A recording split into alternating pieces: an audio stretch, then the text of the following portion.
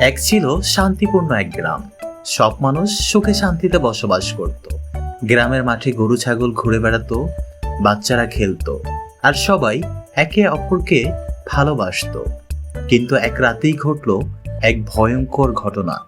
আকাশ ছিল কালো মেঘে ঢাকা। হঠাৎ এক গর্জনের শব্দে কেঁপে উঠল পুরো গ্রাম। ধোঁয়ায় ঢাকা পড়ল চারপাশ। গ্রামবাসী ভয়ে ঘর থেকে উঁকি দিয়ে দেখল এক বিশাল ভয়ঙ্কর রাক্ষস গ্রামে ঢুকে পড়েছে। তার চোখ দুটো ছিল আগুনের মতো, তার হাতের নখগুলো ছিল ছুরির মতো ধারালো। সে গর্জন করে বলল, আমি এসেছি তোমাদের সব গরু ছাগল নিয়ে যেতে।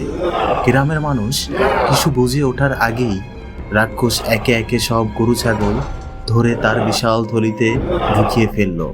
বাচ্চারা কান্না করা শুরু করলো, আর বড়রা ভয়ে আতঙ্কে জমে গেল।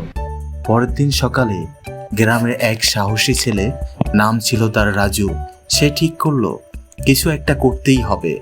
রাজু গেল তার দাদার কাছে, শিখে নিল এক প্রাচীন মন্ত্র যা রাক্ষসকে দূর করতে পারে। পরের দিন রাতে রাক্ষস আবার এলো। ঠিক তখনই রাজু দাঁড়িয়ে পড়ল তার সামনে। চোখে ভয় নেই, সে জোরে জোরে মন্ত্র পড়তে লাগলো। রাক্ষস প্রথমে হাসলো, হা হা হা, কিন্তু রাজুর মন্ত্র শুনে রাক্ষসটি প্রচুর পরিমাণে ভয় পেল এবং সে গ্রাম ছেড়ে চলে গেল। সেই আনন্দে রাজুকে মাথায় করে গ্রামবাসী আনন্দ উল্লাস করলো।